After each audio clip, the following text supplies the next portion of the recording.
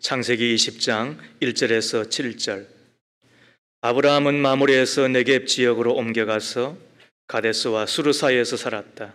아브라함은 그랄에 잠시 머문 적이 있는데 거기에서 아브라함이 자기 아내 사라를 사람들에게 자기 누이라 소개하였으므로 그라랑 아비멜렉이 사람을 보내서 사라를 데려갔다. 그런데 그날 밤에 하나님이 꿈에 아비멜렉에게 나타나셔서 말씀하셨다. 내가 이 여자를 데려왔으니 너는 곧 죽는다. 이 여자는 남편이 있는 여자다. 아비멜렉은 아직 그 여인에게 가까이 하지 않았으므로 주님께 이렇게 아뢰었다. 주님, 주님께서 어려운 한 민족을 멸하시렵니까? 아브라함이 저에게 이 여인은 자기 누이라고 하지 않았습니까? 또 이 여인도 아브라함을 오라버니라고 말하지 않았습니까? 저는 깨끗한 마음으로 떳떳하게 이 일을 하였습니다. 하나님이 꿈에 또 그에게 말씀하셨다. 그렇다. 나는 내가 깨끗한 마음으로 이렇게 한 줄을 잘 안다. 그러므로 내가 너를 지켜서 내가 나에게 죄를 짓지 못하도록 한 것이다. 그 여인을 건드리지 못하게 한 이유도 바로 여기에 있다. 이제 그 여인을 남편에게로 돌로 보내어라. 그의 남편은 예언자이므로 너에게 탈이 나지 않게 하여 달라고 기도할 것이고 너는 살 것이다. 그러나 그 여인을 돌려보내지 않으면 너와 너에게 속한 사람들이 틀림없이 다 죽을 줄 알아라. 이는 하나님의 말씀입니다. 하나님 감사합니다. 아멘. 오늘은 하나님의 열심이라고 하는 제목으로 하나님 말씀을 함께 나누기를 소망합니다. 황제였던 나폴레옹이 사랑스러운 자기의 부관을 위하여 식사 자리를 만들었습니다. 좋은 호텔로 가서 식사를 하였습니다. 맛있는 음식을 먹었습니다. 음식값을 웨이터로부터 청구를 받았습니다. 나폴레옹이 음식값을 지불하려고 지갑을 여는데 뜻밖의 현금이 없었습니다. 음식값은 단지 12프랑이었음에도 불구하고 말입니다. 사령관이 황제가 난처해하자 비록 나폴레옹이 식사를 사겠다고 하였지만 부관이 제가 내겠습니다 하고 지갑을 열었습니다. 그런데 웬걸 그 부관의 지갑에도 현금이 없었습니다. 지배인이 와서 면박을 줍니다. 돈도 없으면서 식사를 하느냐고. 부관은 점잖게 나폴레옹의 신분을 말하지 않고 오늘 저녁에 음식값을 꼭 가져다 드리겠습니다. 그렇게 하자 지배인은 내가 당신들을 어떻게 믿느냐라고 더 길길이 뛰기 시작을 하지요. 그 광경을 지켜보았던 웨이터가 자신이 음식값을 대신 내주며 이런 말을 한 것입니다. 모습들을 보니 믿음이 갑니다. 그날 저녁 부관은 음식값을 가지고 와서 웨이터에게 주며 지배인을 불렀습니다. 그리고는 하는 이야기입니다. 이 호텔을 얼마면 팔겠어? 그때 지배인이 하는 이야기가 제가 3만 프랑에 샀으니까 4만 프랑을 주면 팔겠습니다. 부관은 즉시 그 자리에서 4만 프랑을 지불하고 호텔을 사서 웨이터에게 주면서 한 이야기가 이러합니다. 황제가 주는 선물입니다. 황제를 믿어준 대가입니다. 여러분 이럴 때는 박수 쳐야 되는 거예요. 그렇다고 해서 박수는 치지 말고 뭐라고요? 황제를 믿어준 선물입니다. 황제가 주는 선물입니다. 황제를 믿어준 대가입니다. 이런 설교 들으러 오는 거예요, 여러분. 한 사람을 믿어주어도 그렇게도 좋아하거든. 한 사람을 믿어줄 때에 그가 선물을 주거든. 하물며 하나님을 믿어드리면 하나님이 얼마나 좋아하시겠습니까? 하나님이 어떠한 선물을 우리 가운데 주시겠느냐는 거예요. 세 가지 선물을 먼저 살펴보고 싶습니다. 첫 번째, 하나님을 믿으면 우리가 구원을 받습니다. 뭘 받는다고요? 구원을 받습니다. 이것만큼 더 큰 선물도 없어요. 구원이라고 하는 뜻이 무엇입니까? 위험에서 건져지는 것입니다. 우리는 이 세상을 살아가면서 위험한 것들이 많이 있죠. 요즘은 질병 가운데서도 암이 너무너무 무서워요 이런 분이 있어요. 그러나 암보다도 더 무서운 것은 치매일 것입니다. 제 어머님도 나이가 85이거든요. 아직은 정정하시지만 내가 치매가 걸려서 너희들을 못 알아보면 어떻게 하겠느냐. 제가 그럴 때마다 어머니를 위해서 기도할 때마다 정신줄 놓지 않고 사시도록 제가 기도하고 있습니다. 고맙다 아들아, 그런 이야기를 했어요. 왜? 위험한 것이니까. 가난도 위험하잖아요. 가난이 불행은 아니라 할지라도 불편한 것이잖아요. 그리고 진짜 가난한 사람은 얼마나 그것이 무거운 것인지 알게 된다고요. 그래서 벗어나고 싶어 하는 거예요. 그러나 그것보다도 더 위험하고 무서운 것은 잘못된 가르침입니다. 그리고 못된 친구 만남입니다. 그리고 그렇게도 아웅다웅 사랑하며 살던 이들과 함께 헤어지는 것입니다. 이 모든 것들이 다 위험한 것이지요. 그러나 가장 위험한 것이 뭘까요? 여러분 뭐라고 생각하세요? 그거는 지옥인 것입니다. 이 지옥만큼 더 위험하고 무서운 것도 없는 것입니다. 지옥은 고통이 계속되는 곳, 자비가 물 한 방울도 없는 곳, 무엇보다도 그 지옥에서 천국은 바라보아지는데 갈 수 없는 곳이기 때문에 한마디로 말해서 미치고 펄짝 뛰는 곳이잖아요. 그래서 누가복음 16장에 의하면 그곳에 갔던 부자가 생각난 것이 자기의 5 형제였습니다. 저들이 이곳에 오면 안 되니까 아브라함 아버지 나사로를 보내어서 저로 이곳에 오지 않도록 하나님 믿고 살라고 말씀해 주십시오. 그때 아브라함이 했던 이야기를 우리는 귀 기울여 들으셔야 돼요. 천국에서 살아난 자가 가서 이야기한다 하더라도 그러나 믿어지는 것은 아니다. 참 이것은 신비한 이야기지만 그런 거예요. 기적을 본다고 해서 죽은 자가 살아나는 것을 본다고 해서 믿어지는 것은 아니라는 거예요. 모세의 율법을 들어야만 비로소 믿어지는 것이다. 전도는 지혜로 하는 것이 아닙니다. 말빨로 하는 것이 아닙니다. 심지어 내가 착하게 군다고 해서 믿어지는 것이 아닙니다. 아무튼 그래서 그곳에서 생각난 것이 자기의 5 형제였다고 한다면 얼마나 무서웠고 얼마나 위험하길래 그러게 하겠어요. 그래서 소풍으로라도 가서는 안 되는 곳이 지옥인 것입니다. 여기에서부터 내가 건짐을 받은 것이 구원이라고 한다면, 내 믿음을 보시고 주신 선물이라고 한다면 얼마나 큰 복인 것입니까? 이것이 내가 믿을 때 받는 선물이에요. 2 번째로 내가 믿을 때에 하나님의 자녀가 되는 것입니다. 요한복음 1장 12절 말씀. 그러나 그를 맞아들인 사람들, 곧 그 이름을 믿는 사람들에게는 하나님의 자녀가 되는 특권을 주셨다. 그를 맞아들이는 것. 제가 방문을 똑똑 두드리면 일본에서는 방문을 안 연대요. 그러나 한국인들은 거실을 지나 안방까지 맞아들이잖아요. 어서 오십시오, 목사님. 그게 영접인 거예요. 맞아들이는 거예요. 왜? 귀한 손님이니까.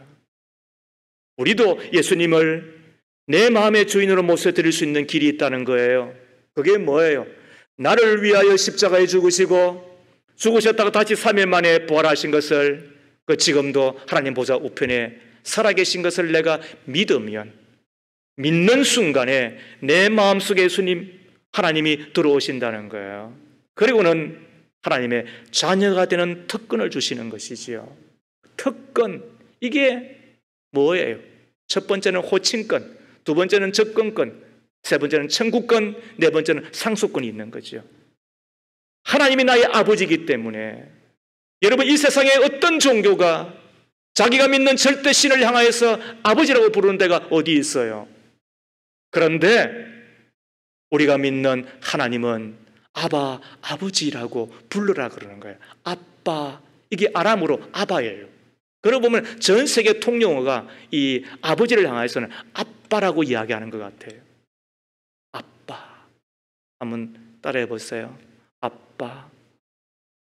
네. 아, 여기서 참 잘하셨네. 아빠. 누구를? 우리가 하나님을 향하여 그렇게 부르는 거예요. 그 부르는 것이 내가 구원받은 증거예요. 이것이 낯설고 아직도 안 되면은 죄송하지만 예수님 영접하셔야 돼요. 예수님을 믿어드려야 돼요. 그럴 때 비로소 하나님의 자녀가 되고, 그리고는 특권이 뭐예요? 하나님을 아빠라 부르는 거예요. 뿐만 아니라 내가 하나님 앞에 가까이 접근해 가는 거예요. 직장 생활을 해보시면 아시지만은 부서장이 여러분들 부르면 좋아요, 안 좋아요? 안 좋아요? 야단치려고 할 때는 안 좋죠. 사장이나 그리고 혹은 회장이 나를 부르면, 그리고는 자네 참 잘했네, 고맙네, 이렇게 하면은 좋아요, 안 좋아요? 하물며 만왕의 왕이시고 만주의 주 되시는 내 하나님이 내가 가까이 오는 것을 허락하실 뿐만 아니라 안으시고 머리를 쓰다듬어 주시며 내가 너를 사랑한다, 내가 너가 좋다고 이야기하는데 안 좋은 이가 어디 있겠어요? 뭘 보시고? 믿음을 보시고 주신 자녀의 특권인데, 뿐만 아니라 내가 무엇을 구하든지, 우리는 천국권이 있잖아요. 예수의 이름으로 무엇을 구하든지 다 주신다는 거잖아요. 우리가 많이 구하면 많이 주실 거예요. 적게 구하면 적게 주실 거예요. 안 구하면 안 주시는 거예요. 그게 기도의 법칙인 거예요. 그러므로 겸손하게 하나님 앞에 나와 머리를 숙여 기도하되 크게 기도할 수 있기를 바랍니다. 그리하면 하나님께서 하늘 문을 여시고 우리 가운데 복의 복을 더하여 주시는 것이죠. 왜? 자녀가 되었기 때문에 그런 거예요. 기도를 잊어버린 이 땅의 사람들이요, 기도를 점점 줄이고 부유함 때문에 갖고 노는 것이 많아서 사돌아다니는 여러분들이요, 기도를 회복할 수 있기를 바랍니다. 그래, 하나님의 자녀된 특권을 누리며 살 수 있기를 바랍니다. 더 나아가 상속권이 있다는 거죠. 그게 하나님의 자녀된 특권인 거예요. 하늘나라를 우리가 상속받았습니다. 이 땅에서부터 그 천국을 누리며 살아간 자들이잖아요. 하나님은 두 가지를 작은 천국으로 주셨는데, 하나가 교회이고 그 또 하나가 가정인 것입니다. 믿음의 가정을 이루면 천국이 됩니다. 그 좋은 교회를 만나면 이 땅의 천국이 누려지게 되는 것입니다. 태평양 바닷물을 다 먹어보아야만 태평양 바닷물을 알게 되는 것입니까? 해운대 앞바다 혹은 경포대 앞바다 가서 손가락에 바닷물 찍어서 교회 되면 쓰다, 그러면 태평양 바닷물을 우리가 아는 것처럼 이 땅에서부터 믿음의 가정, 그리고 좋은 교회를 만나 이것이 천국이구나, 그러면서 그 천국을 누리며 천국을 그리워하며 우리가 더 나은 본향 내 아버지 집에서 주님을 만날 준비하며 살아간 자가 다 되는 것 아니겠어요? 왜? 하나님의 자녀된 특권으로 우리 가운데 주신 것이니까. 이 사실을 안다고 한다면 감사하며 감격하며 살아갈 수밖에 없는 것이지요. 더 나아가 세 번째로 하나님 주신 선물이 있어요. 그게 뭐냐? 그거는 성령인 것입니다. 믿음의 삶을 살아가면서 성령을 받고 성령 충만한 만큼 더 큰 복은 없어요. 생각보다 훨씬 위험한 곳이 세상입니다. 반면에 우리는 연약하기 그지없습니다. 그러기에 세상 살이는 생각 이상으로 위험하고 불안합니다. 특히 신앙생활은 대적이 존재합니다. 믿음의 적이 존재합니다. 그가 악한 자, 마귀인 것입니다. 그 마귀가 우리를 삼키려고 지금도 우는 사자같이처럼 어르렁거리고 있는 거예요. 우리 집사님, 제가 오다 보니 바깥에 미친 개 두 마리가 있더라고. 조심하셔요. 이렇게 이야기하면 아마 다 옆으로 다 돌아갈 거예요. 미친 개 한 마리 만나도 우리가 그렇게 조심하거든. 우는 사자와 같이 우리를 삼키려고, 그 악한 자 마귀가 우리의 믿음을 빼앗으려고, 그리고 자기의 처소인 지옥에 데려가려고 유혹하고 불신하고 재짓게 하고 거짓말하게 하고 사기치게 하고 극단적이 되게 하고, 옛날같이 나가 아니에요, 옛날에 나가 아니에요, 옛날에 그가 아니에요, 왜 그런가 보았더니 마귀가 틈을 타서 그런 거예요. 지나친 것은 다 이상한 거예요. 이상한 것은 그 뿌리가 악한 자 마귀로 말미암은 것이에요. 마귀는 본성이 악하기 때문에 아무리 마귀를 향해 절을 하고 제사를 드리고 좋은 일을 다 하고 따라다닌다 하더라도 그러나 조금 지나고 나면 다 버리는 거예요. 왜? 본성이 악하기 때문에 그런 거예요. 그런데 본성이 선하신 우리 하나님은 이 악한 세상, 연약한 우리가 살아가기에 너무 힘이 드니까 그때 우리를 위하여 보내주신 것이 뭐예요? 그게 예수님께서 이 지상에 33년간 계시고 그리고 성찬하실 때에 하나님 아버지한테 부탁해 보내신 그게 성령이에요.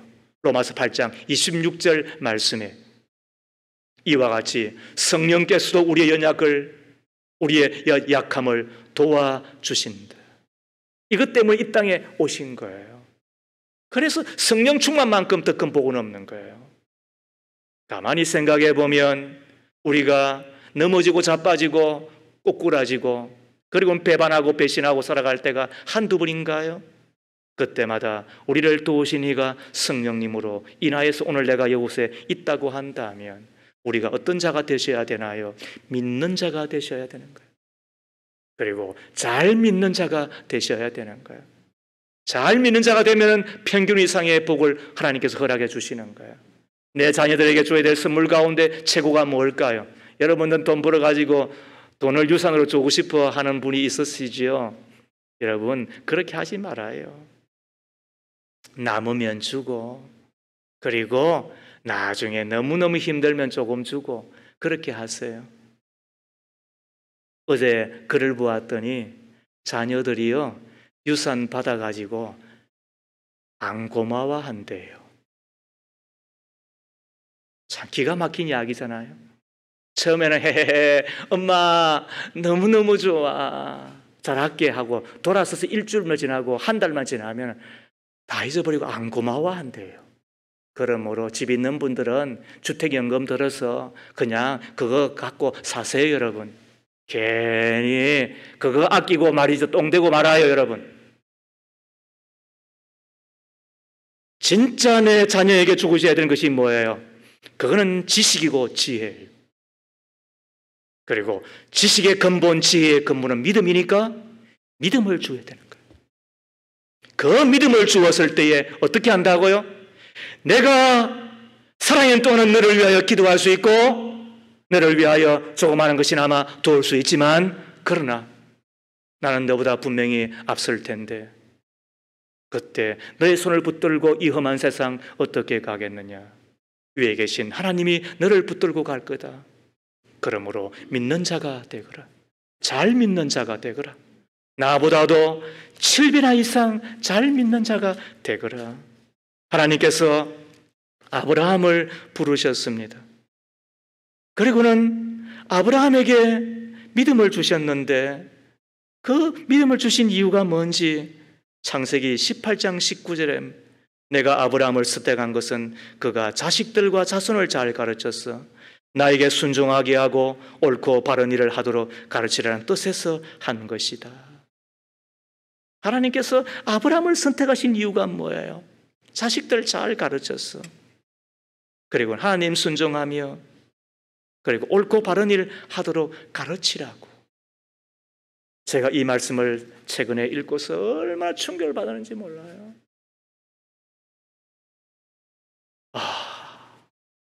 이것이 하나님의 소원이구나.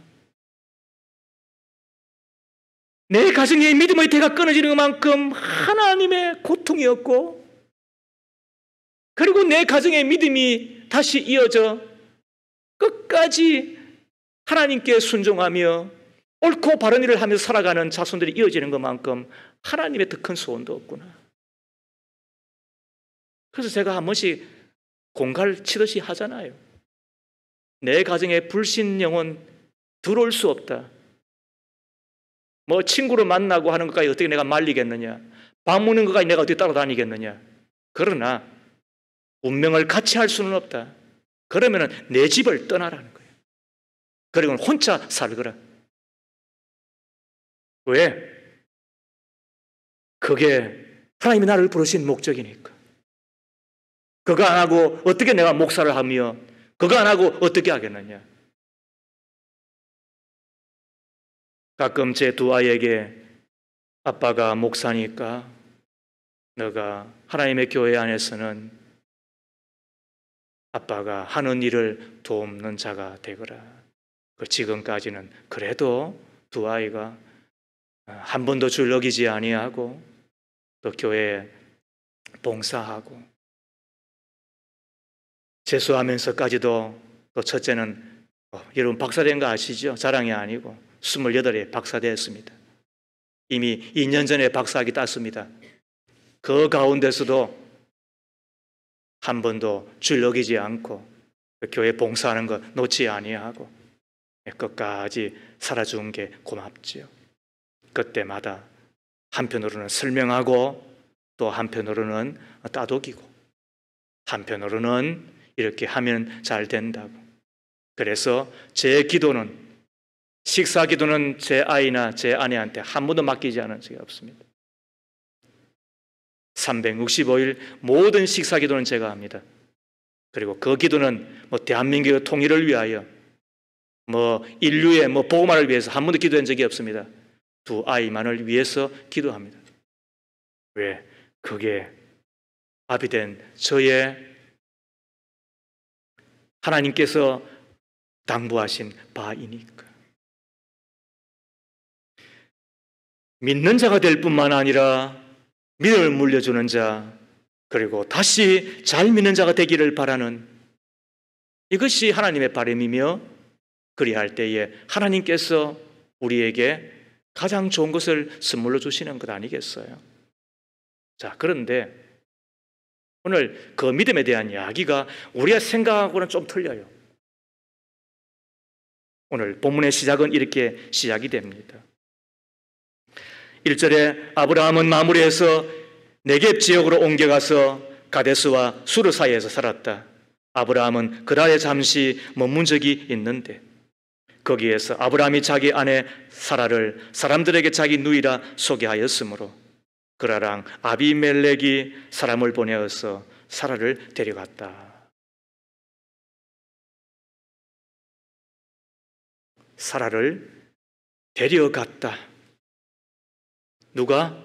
그라랑 아비멜렉이. 이렇게 나와 있지만 그러나 아비멜렉 혹은 그 지역을 무수하여 자기 아내를 지켜주지 못하고, 그리고 조금 더 우리가 이렇게 적극적으로 해석을 해보면 그 아내를 판 것입니다. 그때 하나님께서 나타나 아비멜렉을 책망하고 3절 말씀에 내가 이 여자를 데려왔으니 너는 곧 죽는다. 이 여자는 남편이 있는 여자라고 말하지 않았다고 한다면 아마 빼앗기고 말았을 거예요. 그리고는 호렙이 되고 말았을 거예요. 7절 말씀에도 반드시 너가 죽을 것이다. 그렇게 하나님께서 간섭해 주지 않았다고 한다면 아브라함은 진짜 말 그대로 얼마나 부끄럽고 창피한 사람이 되고 그리고는 말았겠어요. 그때 하나님께서 밤에 꿈에 나타나셔서 손대지 마라. 그리고 내 보내거라. 그리하면 내가 살 것이다. 하나님께서 도와주시잖아요. 이게 20장의 이야기예요. 그런데 이 이야기와 함께 거의 비슷한 것이 아니라 거의 똑같은 한 장면을 여러분 기억하세요? 그게 어디예요? 창세기 12장이에요. 바로 앞장이니까 창세기 12장을 한번 펴보세요. 그리고 10절을 보시기를 바랍니다. 그 땅에 기근이 들었다. 그 기근이 너무 심해서 아브라함은 이집트에서 얼마 동안 몸부쳐 살려고 거리로 내려갔다. 이집트에 가까이 이르렀을 때에 그는 아내 사라에게 말하였다. 여보, 나는 당신이 얼마나 아리따운 여인인가를 잘 알고 있어. 이집트 사람들이 당신을 보고서 당신이 나의 아내라는 것을 알면 나는 죽이고 당신을 살릴 것이요. 그러니까 당신은 나의 누이라고 하시오. 그렇게 하여야 내가 당신 덕분에 대접을 잘 받고 또 당신 덕분에 이 목숨도 부지할 수 있을 거요.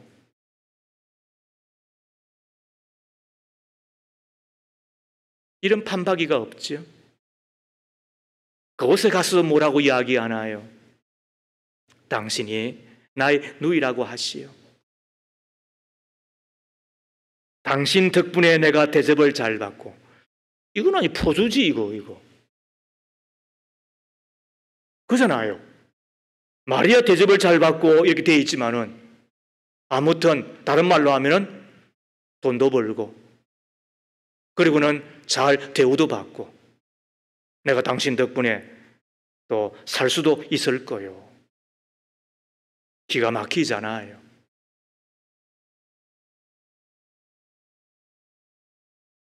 이 12장과 20장은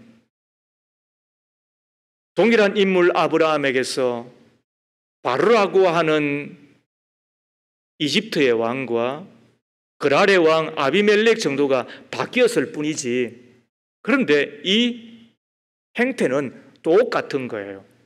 그런데 다만 차이가 한 서너 가지 있죠. 뭘까요? 20장은 기근이 나서 어떻게 해서든지 살아보려고 할 수 없이 그곳을 내려간 거예요. 아니 12장은 기근이 났어. 그런데 20장은요 전혀 그렇지 않아요. 그리고 12장은 갈대아 우르에서 부름을 받고 초신자 때예요. 그런데 20장은요 몇 년이 흘러선 줄 아시죠? 무려 25년이 흘러서 이제는 교회 장로되고 교회 건사되고 나름대로 교회 기관장 되어서 크게 일할 때예요. 그때 지금 똑같은 일을 하고 있는 거예요. 12장은 아브라함 때에 그의 이름이 바뀌기 전이에요. 사람의 때에 그랬단 말이에요. 그런데 20장은 아브라함의 똑같은 이름이죠. 이름을 바꾸어 주셨어요. 이제는 하나님의 기대가 가득한 사람이 된 거예요. 그런데도 불구하고 똑같은 짓을 하고 있는 거예요. 이쯤 되면 그 다음에 어떤 장면이 나와야 자연스럽습니까? 하나님께서 아브라함에게 나타나셔서 이놈 너가 어떻게 이럴 수 있느냐라고 이렇게 해야 되는데 아브라함에게 나타나는 것이 아니라 도리어 누구한테 나타난다고요? 아비멜렉에게.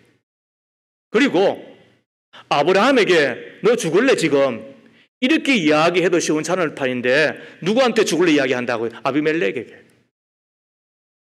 여러분 생각해 보세요. 도덕의 면에 있어서 수준에 있어서 아비멜렉이 높아요? 아브라함이 높아요? 둘 다 아로 시작되니까 이러면 헷갈려요. 아무튼 아브라함이 도덕적이에요? 아니면 아비멜렉이 도덕적이에요? 자, 20장에 보십시오.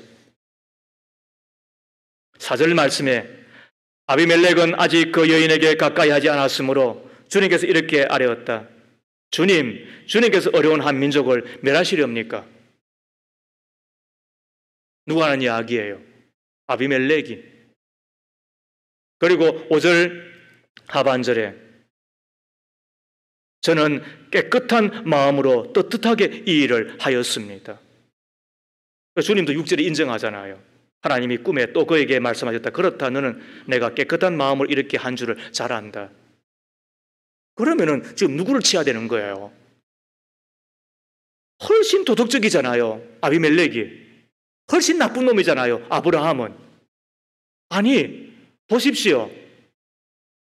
25년 전에도 자기 아내를 팔아먹었어요. 그리고 부자 되어서 왔다고요. 그리고 25년 후가 되었는데 또 똑같은 짓을 하고 있는 거예요. 남의 처자를 파는 것도 있을 수도 없지만은 자기 아내를 지금 팔아먹고 있다니까요. 그것도 2번씩이나. 이런 걸 뭐라 그래요? 포수라고 이야기하지. 그것도 자기 아내가 지금 몇이라고요? 자기는 나이가 지금 100세가 되었으니까. 자기 아내는 90살이에요.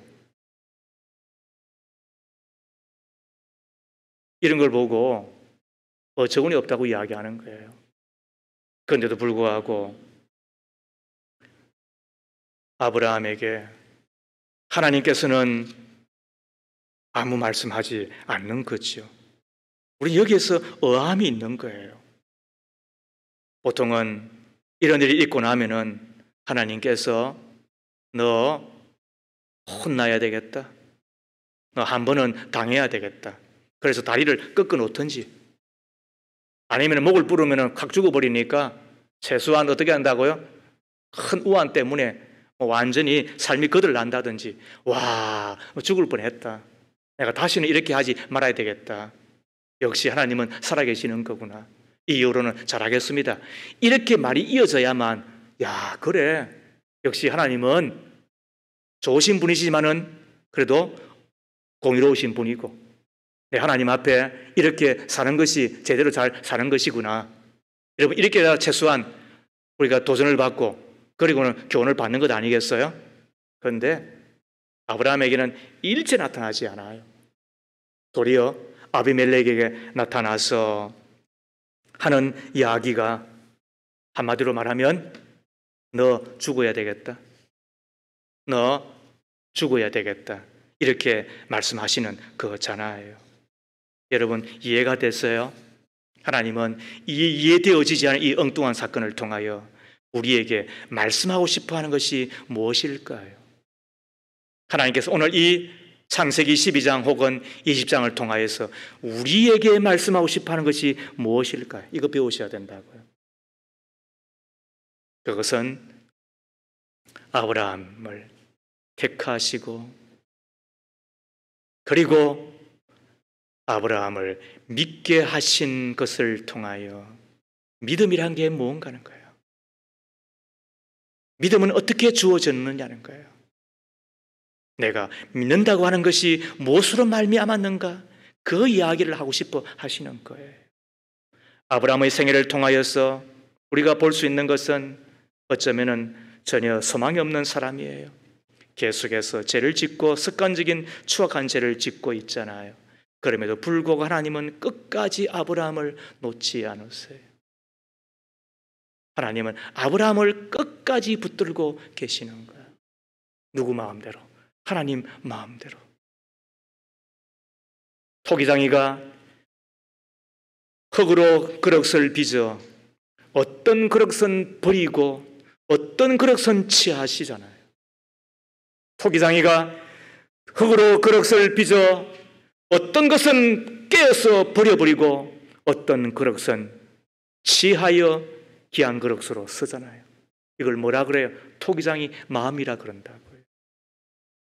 하나님께서 에스를 버리시고 야곱을 선택하셨던 것처럼 이스마엘을 버리고 이삭을 선택하셨던 것처럼 하나님께서 아비멜렉은 버리고 아브라함을 선택하시는 이 하나님의 마음을 아시겠습니까? 이것이 구원에 있어서 믿음에 있어서 하나님의 선물이라고 이야기하는데 우리가 무슨 말을 더 하겠습니까? 그러나 하나는 기억하십시오. 나의 경건과 나의 어려움과 나의 잘남과 나의 실력 때문에 하나님이 나를 택한 것이 아니라 하나님의 전적인 은혜로 나를 택하시고 나를 부르시고 너는 내 것이라고 나에게 믿음을 주시니가 하나님이라고 한다고 한다면 우리가 어떻게 해야 되나요? 세 가지를 하십시오. 첫 번째, 자랑하지는 마십시오. 내가 하나님을 믿었다노니 내가 하나님을 믿어드린다노니 아마 나 없으면 교회 안 될 것 이런 망령된 소리는 하지 마십시오. 믿음은 하나님이 주신 것입니다. 내가 불경건함에도 불구하고 나에게 전혀 어려움이 없음에도 불구하고 나에게 전혀 믿음을 얻을 만큼 어떤 자격도 없음에도 불구하고 한마디로 말해서 그냥 못된 것들이었습니다. 그런데도 불구하고 어떻게 한다고요? 하나님은 나에게 믿음을 주셨습니다. 왜? 그냥 좋으니까. 이걸 뭐라 그런다? 이거를 은혜라 그런다. 이라고 받는 것은 임금이라 그러고 뭔가 바라는 것을 뇌물이라 그러는 것처럼 그러나 내가 한 것이 아무것도 없는데도 불구하고 받는 것을 뭐라 그런다? 선물이라 그런다. 이것이 뭐예요? 이게 믿음인 거예요. 에베소서 2장 8절과 9절 말씀입니다. 자, 우리가 여러분 크게 한번 읽어보십시오. 여러분은 믿음을 통하여 은혜로 구원을 얻었습니다. 이것은 여러분에게서 난 것이 아니요 하나님의 선물입니다. 행위에서 난 것이 아닙니다. 그러므로 아무도 뭐 할 수 없다? 자랑할 수 없다. 처음에는 내가 믿는 것으로부터 시작이 됩니다. 왜? 육신을 갖고 있기 때문에 그런 거예요. 제가 잘 아는 목사님이 미국에 계시면서 공학 박사고 실리콘밸리에서 6년, 7년 동안 전문 연구직으로 일하신 분이에요. 그런데 40대가 되어서 내가 평신도로 사는 것보다는 목회자 되어서 살겠다라고 작정을 했어요. 그리고는 신학을 하면서 이제는 사역자가 되었잖아요. 친구에게 복음을 전하고 싶어서 미치겠는 거예요. 그래서 친구들을 모았습니다. 맛있는 음식을 가장 좋은 곳에서 대접을 했습니다. 그리고는 이렇게 이야기했답니다. 내가 예수를 믿으면 내가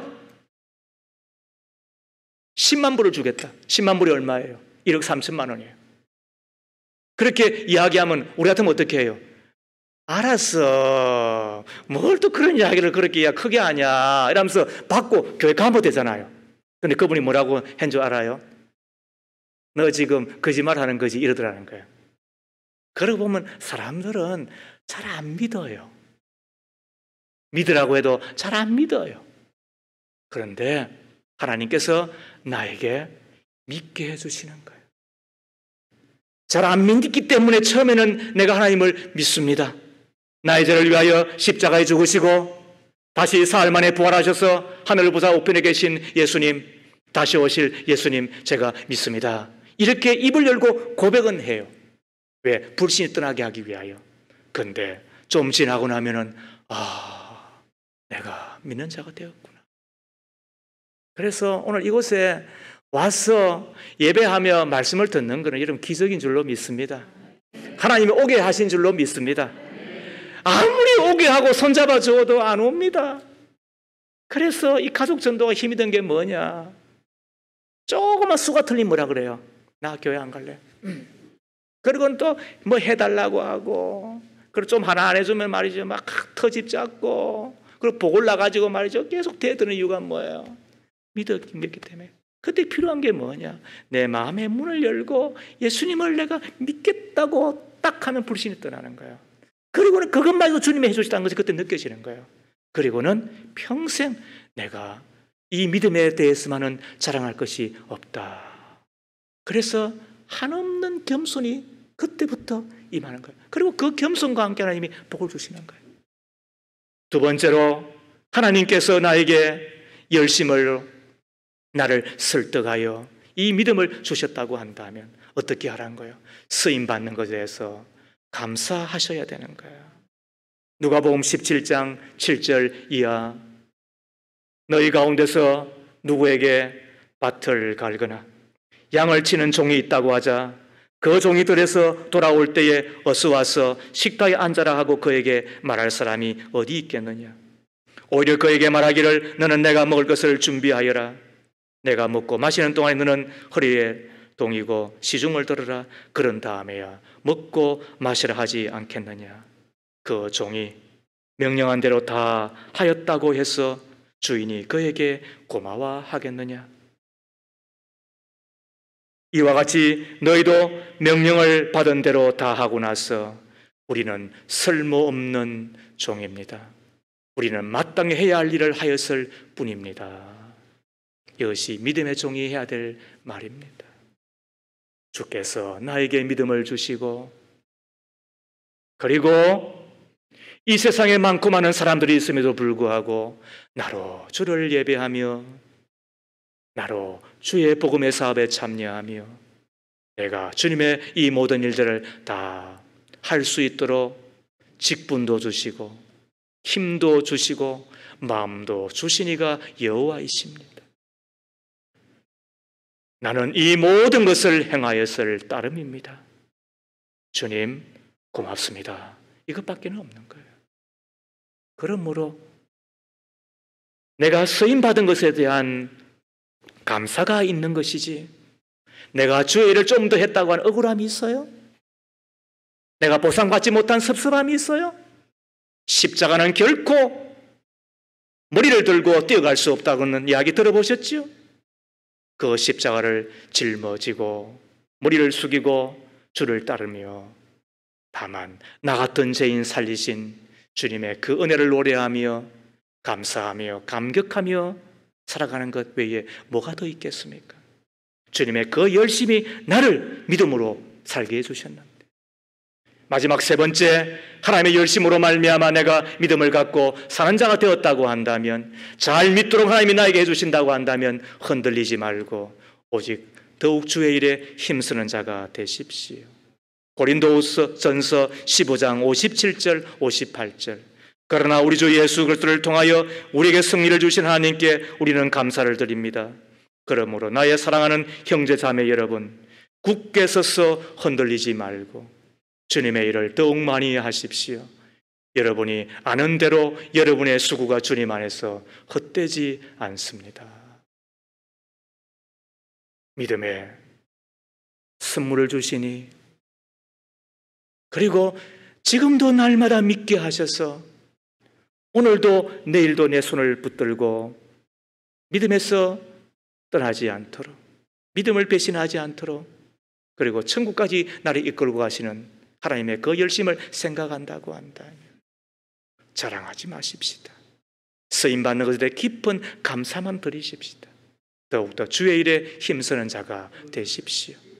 그리하여 주신 그 구원이 얼마나 아름답고 복된 것인지, 하나님의 자녀된 특권이 얼마나 놀랍고 신비한 것인지, 더 나아가 험한 세상, 그러나 반면 우리는 연약한데 보내신 성령의 도우심을 받고 이 땅 가운데 살아가는 우리에게 다 돼요. 이 땅에서도 천국을 누리며 살아가는 우리일 뿐만 아니라 주님을 만났을 때 상과 칭찬을 받는 우리 모두가 다 되기를 바라는데, 믿으시면 아멘 하십시다. 살아계신 하나님, 우리를 구원해 주심이 우리가 잘나고 똑똑해서 얻은 것이 아님을 잘 압니다. 하나님의 자녀가 되어 아바 아버지라 부르며 주께로 더 가까이 나아가 주님의 나라가 영원한 본향임을 알게 해주시고, 다시 주님 만날 자로 이 땅 가운데서 성령의 도움을 받아 살아가는 것이 내가 믿음이 좋아서가 아니라 내 믿음을 위하여 지금도 쉼없이 기도하시고 한 번씩은 야단을 치시되 그러나 결코 버리지 아니하시고 붙드시는 하나님의 크신 은혜, 하나님의 열심임을 믿습니다. 우리가 착각하며 살았습니다. 자랑하며 우쭐거리며 살았습니다. 용서해 주십시오. 연약하고 경건함에도 불구하고 믿음을 더하시고 간정을 빙자하여 자랑하며 그리고 투덜거리며 주신 선물 가지고 놀다가 주님과 사이가 멀어져 버린 우리들, 다시 주께서 부르시고 믿음의 믿음을 더하실 뿐만 아니라 잘 믿는 하나님의 백성들 다 되게 하옵소서. 예수님 이름으로 기도합니다. 아멘.